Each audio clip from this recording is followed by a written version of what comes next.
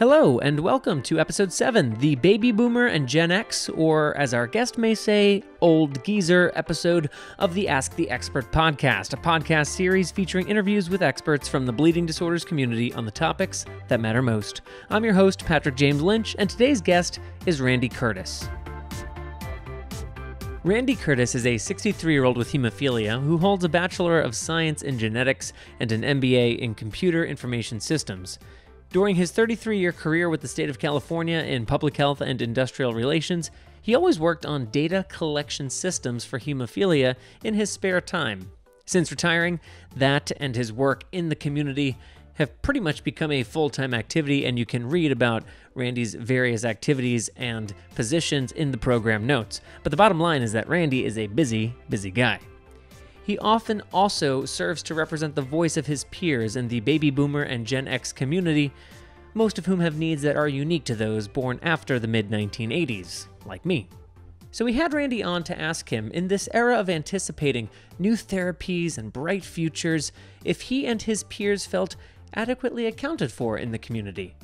Randy shares his thoughts on that and more coming up in our interview right after this.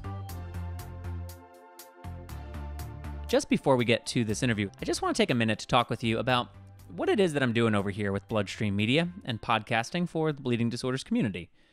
My company, Believe Limited, started BloodStream Media to create a network of podcasts, a network of free audio resources for people affected by bleeding disorders. The BloodStream podcast hits on big news, big stories, and interviews with active community members, and uses contributions from the community to spotlight the various segments of our population. I co-host that with my wife, yoga instructor and doula, Natalie. The Powering Through podcast features panel conversations on obstacles, challenges, and what it takes to overcome. It features community members and special guests, and is recorded in front of live community audiences. The Bloodline series is our This American Lifestyle series, featuring deep dives into important community topics. Our first series on life with von Willebrand disease is composed of over 24 interviews with patients, clinicians, and thought leaders, and, if I may, is super cool and unlike anything else that's out there. And, of course, we have this podcast, Ask the Expert, featuring interviews with community experts on treatment, lifestyle, and advocacy issues. I'm really proud of what we've been able to do with these pods, and the thousands of community members that we have reached through them. I think we are balancing entertainment, education, and empowerment really well, and creating truly engaging, resourceful podcasts. But I need your help. I need your help to make sure that we keep reaching more people, because while awareness of podcasts is at an all-time high, there are still many people who don't exactly know what they are, or how to find them. And sometimes I meet community members who have never heard of podcasts, and I just know that they are exactly the type of people who would benefit from listening to BloodStream Media's pods. So, you're listening. Obviously, you figured out how to engage with podcasts. Nicely done. Please subscribe if you haven't already. Please leave us a review on iTunes if you haven't already. And please help one person you know find their way to listening to this episode. Maybe a community parent that you know who's nervous about the new school year, or maybe a volunteer in your local community who can help share this with more parents in your area. I'm a big proponent of the value of podcasts and a big believer in the power of community. If our community gets behind pushing out podcasts as a form of communicating, educating, and empowering one another, we'll be stronger and better for it. All right, that's the end of my pitch. Thanks for listening. All right, so I'm joined here by Randy. Hey, Randy, how you doing? I'm doing great. How are you? Doing very well, thank you. So just as a way to kick us off, could you just give people a little bit of a bird's eye view of who you are and what you do within the community? Okay, so I'm a 63-year-old severe hemophiliac. I have had the fortune to be able to work in doing volunteer stuff in the hemophilia community, even though I had a 35-year career with the state of California. I am now retired, and I get to do even more cool stuff with hemophilia. Nationwide data collection efforts of different types, and recently some international stuff teaching developing countries how to collect data and how to do better advocacy for their patients. When did you first get started in these leadership roles and these volunteering roles? Was that always a part of your community life, or did that develop at some point along the way? Well, my father started the Central California Hemophilia chapter when I was like 10. So I was kind of raised at chapter events and board of directors meetings and whatnot. So I've been serving on and off the board of directors for Northern California's chapter since 1979. And when did your work start to expand? You mentioned other work that you're doing around the country and now globally as well. Well, in 1984, I was at a meeting, a regional hemophilia meeting, and all of the clinics in the room were talking about collecting data.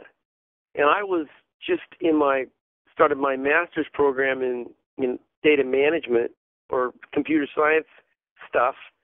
And I said, this is nuts if you guys all collect data differently. We need to standardize the way you collect data. So I started the Minimum Uniform Database Group, or MUD for short, in 1984, and then that grew into other national data collection efforts.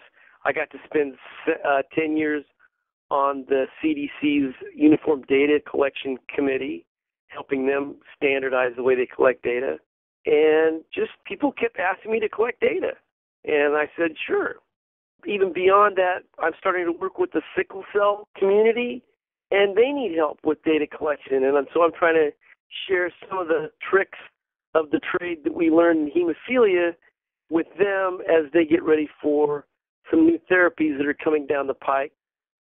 There's so much conversation right now, Randy, as you know, about the products that are in clinical trials, these non-factor replacement therapies, the gene therapy work that's being done, and all of these exciting advancements that are not here yet, but we seem to be getting closer to a real leapfrog moment in treatment. And people will often talk about how it benefits the kids and it'll be great for the kids. And I just wonder, what's going through your mind and in the mind of your cohorts as you hear about these advancements? Are they as exciting? Are they of interest? Do they seem to be, maybe that'll benefit the next generation, but that's not really what we're in need of right now? Well, I think in my, talks with the geezer generation, as I call them, the mindset is that they probably should try these things out on us first, just in case something goes haywire, because we've always been kind of taught that we don't have very long to be here, so we've always volunteered for all of these clinical trials. I know there's a bunch of guys out there who will probably never change. So the crusty old varmints, they're going to stay using the same old product until they're done, and they don't accept change very, very readily.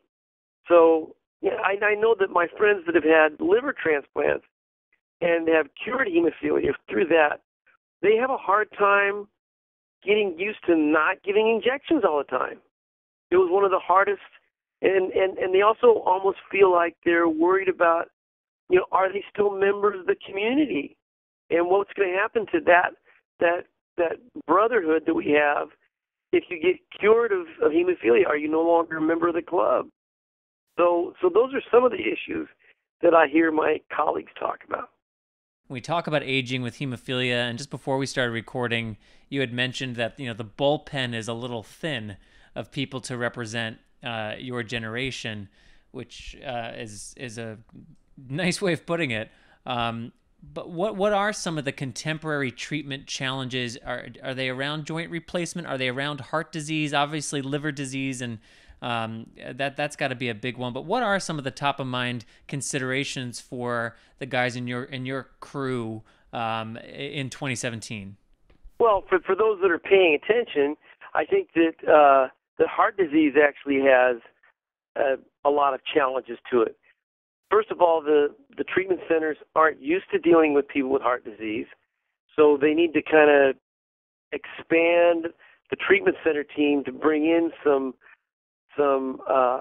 specialists in heart disease. The cardiologists need to be, if not a member of the regular team, at least on deck for the older guys, because if you wind up with a stroke or you need a stent put in or something like that, then you can't use the regular stent that the rest of the people have, and you're not going to give a hemophiliac blood thinners. So I know there's some physicians out there that are doing some work on this. Dr. Coedes has published some papers. Patrick Fogarty, before he joined industry, he was doing a lot of work on cardiology.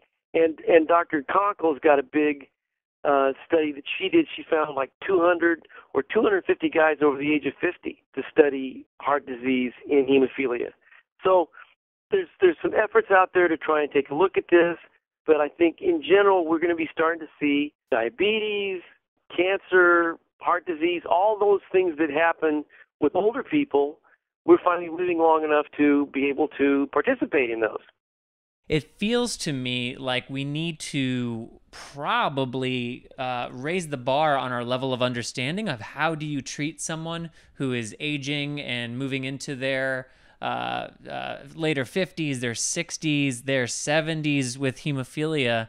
Do you feel as though on the research and on the clinical side that we are doing enough to kind of catch up to ourselves? Well, I've actually, through the Hemophilia Utilization Group Study, the HUGS project, which is something that I've been working on since Christopher Pitkin started it back in 1993.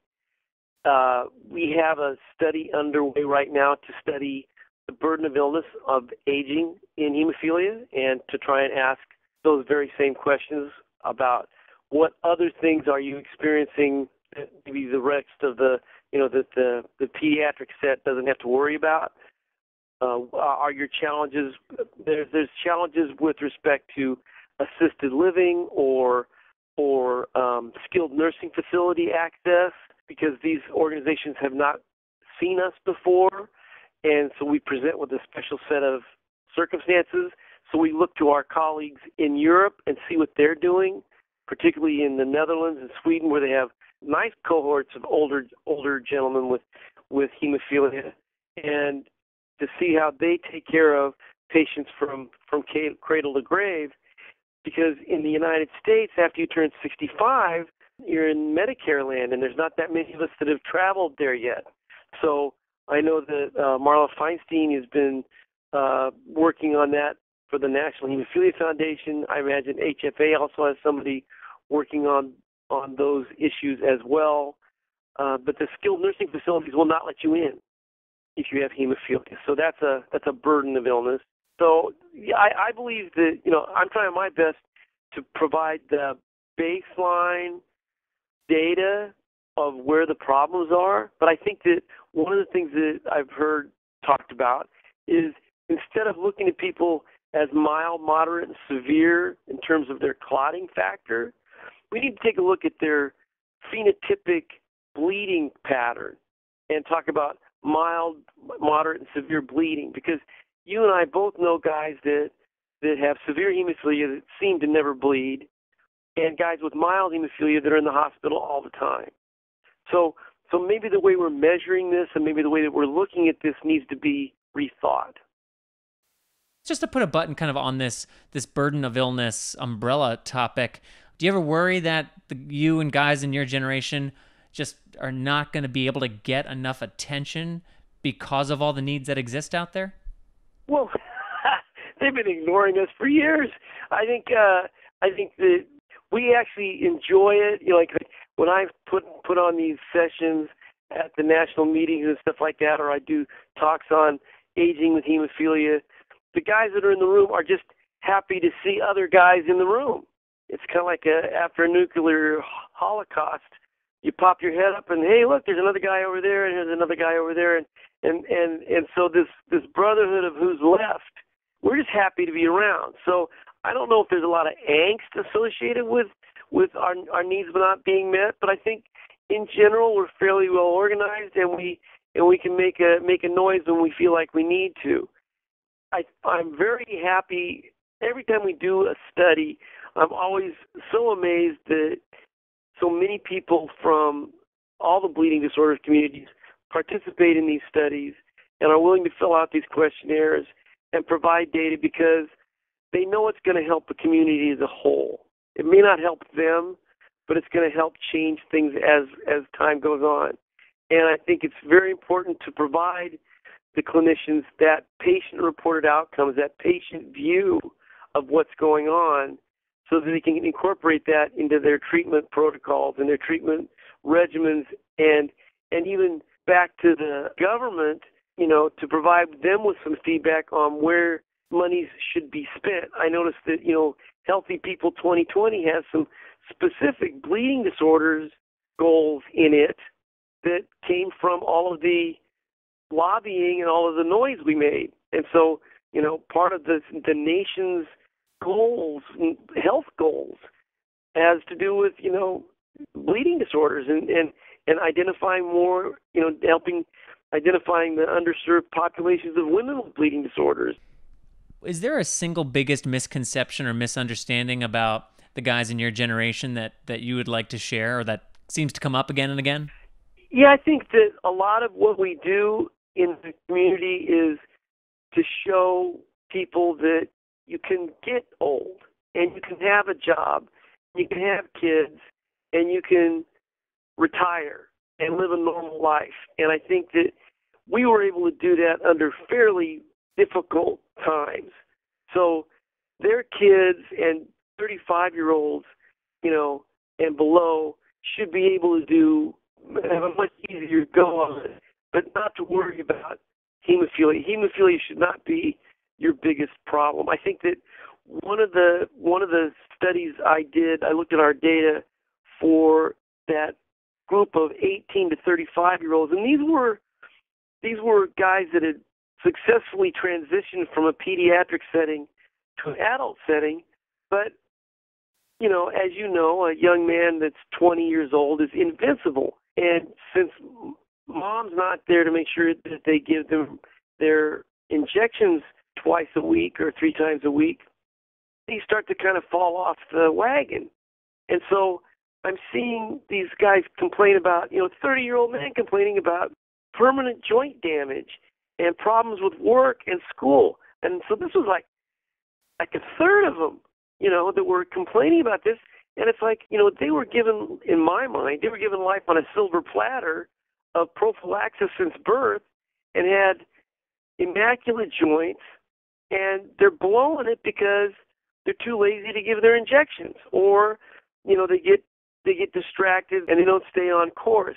So I would like to make a plea to those younger generation folks to stay on course with this until these new drug therapies come out, because you don't want to be walking around as a 40-year-old man with a bad ankle or bad knee or whatever, just because you weren't paying attention as a 20-year-old man. All right, Randy, last question from me. As someone who basically, your entire life, you've been kind of facing someone telling you of impending death.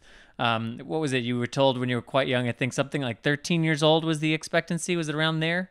Yeah, all of us were told that, pretty much. Yes. So basically, since, you've been here, people have been telling you that you might be on your way out soon.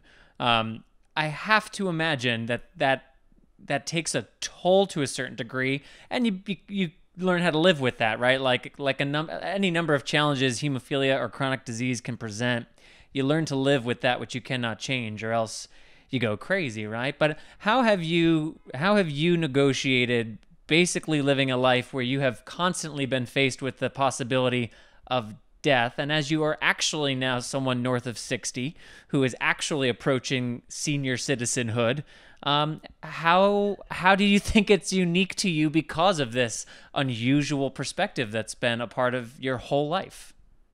Well, I think that the majority of us are kind of hardened, or a lot of my colleagues don't really deal with death very well because we've seen so much of it. I mean, first it was, you're going to bleed to death. Then it was, you're going to die of AIDS. Then it was, you're going to die of hepatitis. And then it's like, oh, you're still here. It's like, so now when people say, well, you better lay off the booze or the sugar or whatever it is, our response is usually like, or what? We're going to die? I mean, give me your best shot. So we have, in some ways, we're kind of broken in that respect. I mean, we just aren't afraid of death the way that a lot of other folks would be. And so that is that has definitely had an impact on us. But we actually truly enjoy life a lot. I will tell you, I've seen a number of guys that are so crippled up they can barely walk, and I ask them on a scale of 1 to 10, how would you rate your health? And they will say, oh, I'm an 8. It's like, dude, how can you be an 8? You are, you're a train wreck. It's like, well, no, I'm in good shape. I can get around. I can do. So we've adapted to that reality, and we persevere because we're the survivors. Well, Randy, thank you so much for sharing for Ask the Expert. All right. Good luck. I want to give Randy a big thank you for appearing on this episode of the Ask the Expert podcast. After our conversation, Randy did follow up with me to say more about the global study PROBE, which stands for Patient-Reported Outcomes, Burdens, and Experiences. And though we didn't spend any time speaking about PROBE or the other projects that Randy's currently involved in, I'd invite you to check out the Episode 7 program notes in your podcast player or on BloodStreamExpert.com to learn more. And that is all for Episode 7 of the Ask the Expert podcast series. We'll be back next month with another expert interview. BloodStreamMedia.com is your one-stop shop for all of BloodStream Media's podcasts for the bleeding disorders community. Once on BloodStreamMedia.com, don't forget to follow the links and subscribe to the BloodStream podcast, Ask the Expert podcast, the Powering Through podcast, and the Bloodline podcast on iTunes, Stitcher, or wherever you listen to podcasts. Have an idea for a future episode of Ask the Expert? Have a question that you would like to hear an expert answer? Email us, mailbag@bloodstreammedia.com. You'll also find Bloodstream Media on Facebook.com/BloodstreamMedia and on Twitter @BloodstreamInfo. This episode of Ask the Expert was written by Patrick James Lynch, produced by Patrick James Lynch, Rob Bradford, Andrew Gall, Josh Bragg, Alva Friedman, and Colby Crow, and it was edited by Mr. Andrew Gall. Special thanks to Randy Curtis. I'm your host, Patrick James Lynch, and until next time, take self-care of yourself.